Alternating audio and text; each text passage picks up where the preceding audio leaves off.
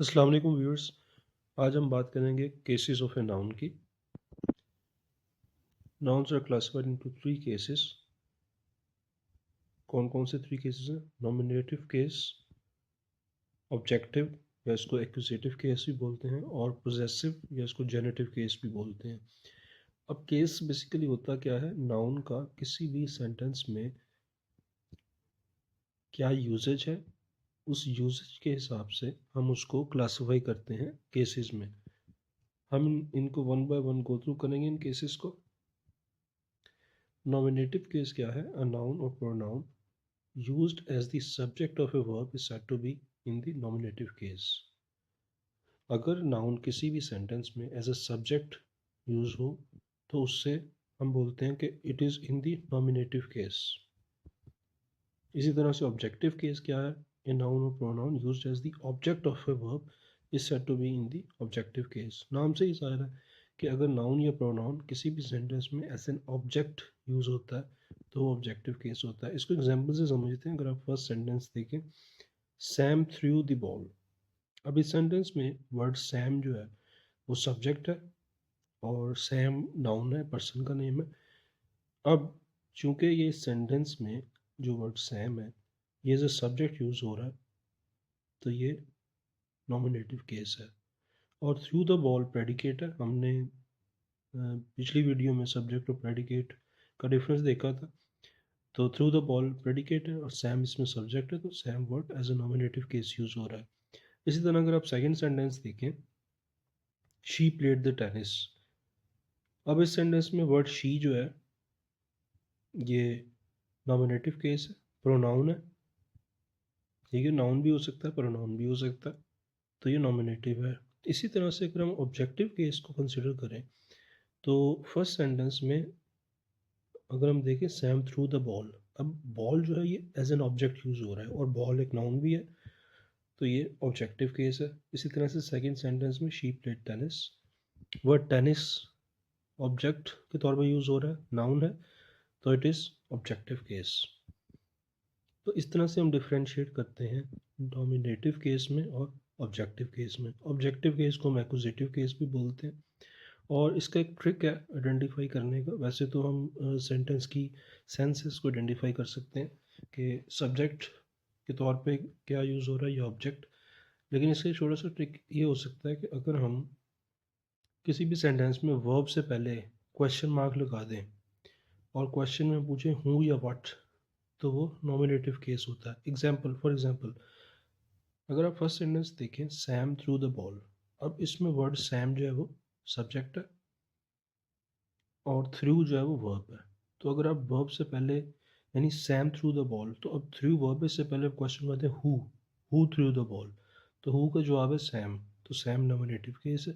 तो इस तरह से हु हम अगर लगा दें वर्ब से पहले तो वो नॉमिनेटिव का आंसर होता है। एक छोटा सा ट्रिक है।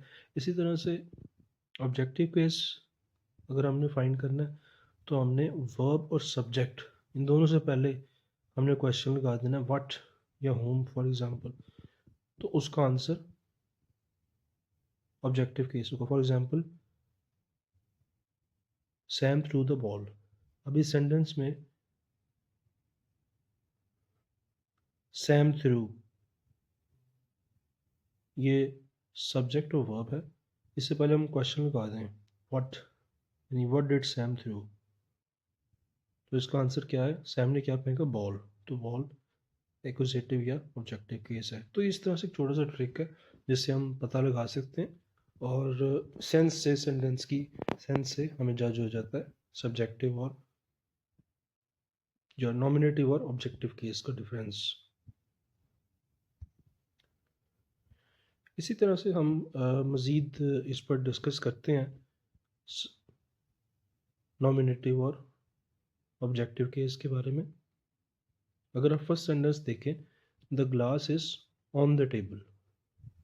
अब इस सेंटेंस में जो वर्ड ऑन है जो कि इटैलिक भी है, ये एक प्रेपोजिशन है और टेबल जो है ऑब्जेक्टिव केस है। तो आमतौर पर सेंटेंसेस में जो ऑब्जेक्टिव केस है वो प्रेपोजिशन के बाद आता है। जैसा कि सेंटेंस में आप देख सकते हैं। इसी तरह से अगर हम सेंटेंस नंबर 2-3 को कलेक्टिवली कंसिडर करें, सेंटेंस नंबर 2 है अली प्लेड क्रिकेट और सेंटेंस नंबर 3 है क्रिकेट वॉज प्लेड। अब इसमें अगर आप देखें तो दोनों सेंटेंसेस में सेम वर्ड क्रिकेट यूज़ हुआ है, लेकिन सेंटेंस 2 में क्रिकेट जो है as an objective case use हो रहा है, जबकि सेंटेंस नंबर 3 में cricket word as a nominative case use हो रहा है। वर्ड सेम है, यूसेज डिफरेंट है। अली प्लेड क्रिकेट, इसमें अली सब्जेक्ट है, सब्जेक्टिव केस है, नॉमिनेटिव केस है। क्रिकेट जो है ऑब्जेक्टिव या एक्यूजेटिव केस है। जबकि सेंटेंस 3 में क्रिकेट वॉज प्लेड, तो cricket as a nominative case use हो रहा है। तो इस तरह से एक ही वर्ड का डिफरेंट यूजेज हो सकता है और हम सेंटेंस की सेंस से उसको जज कर सकते हैं कि वो एज अ नॉमिनेटिव केस या as a objective case use हो रहा है। आमतौर पर होता क्या है कि नॉमिनेटिव केस जो है वो वर्ब से पहले आता है। जैसा कि अगर आप सेंटेंस 3 में देखें तो प्लेड इसमें वर्ब है और वर्ब से पहले आ रहा है क्रिकेट, तो ये नॉमिनेटिव केस है। और आमतौर पर जो एक्यूजेटिव केस है वो वर्ब के बाद आता है। जैसे कि सेंटेंस 2 में प्लेड वर्ब है, प्लेड के बाद आ रहा है क्रिकेट, तो ये एक्यूजेटिव या ऑब्जेक्टिव है। तो इस तरह से एक ट्रिक है जिससे हम आइडेंटिफाई कर सकते हैं कि वर्ड जो है एज अ नॉमिनेटिव या ऑब्जेक्टिव केस यूज़ हो रहा है। इस तरह से अगर आप सेंटेंस नंबर 4 और 5 को कलेक्टिवली कंसिडर करें, सारा question I am sorry sentence number 4 है सारा गेव अ पेन और सेंटेंस 5 है सारा गेव नादिया अ पेन। अब इस सेंटेंस में सेंटेंस 4 में पेन जो है ऑब्जेक्ट है, सेंटेंस 5 में भी पेन ऑब्जेक्ट है, लेकिन सेंटेंस 5 में दो ऑब्जेक्ट्स हैं। नादिया भी ऑब्जेक्ट है, पेन भी ऑब्जेक्ट है। फ़र्क क्या है? सेंटेंस 5 में पेन जो है डायरेक्ट ऑब्जेक्ट है और नादिया इनडायरेक्ट ऑब्जेक्ट है। ये डिफ्रेंसिएशन है डायरेक्ट और इनडायरेक्ट डायरेक्ट ऑब्जेक्ट की। सेंटेंस 5 में भी ऑब्जेक्ट जो डायरेक्ट ऑब्जेक्ट है पेन है, पेन पर ही वर्क हो रहा है, पेन के बारे में बात हो रही है। लेकिन सारा गेव नादिया अ पेन, सारा ने पेन दिया नादिया को, तो नादिया एक इनडायरेक्ट ऑब्जेक्ट है। इस सेंटेंस में दो ऑब्जेक्ट्स हैं, जबकि सेंटेंस नंबर 4 में एक ही ऑब्जेक्ट है सारा गेव अ पेन। तो इस तरह से दो जो ऑब्जेक्ट्स हैं उनके दरम्यान हम डिफ्रेंशिएट कर सकते हैं।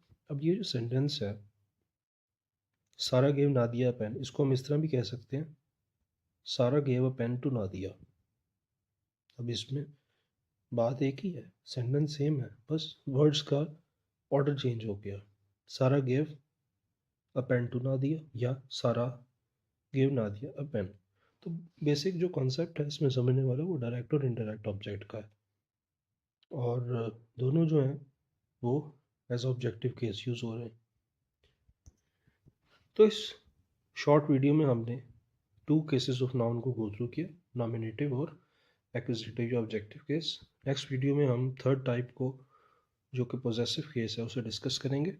आपको कोई भी क्वेश्चन है कमेंट्स में ज़रूर पूछिए और चैनल को सब्सक्राइब कीजिए ताकि आप आने वाले वीडियोस के साथ कनेक्ट रह सकें। Thank you for watching.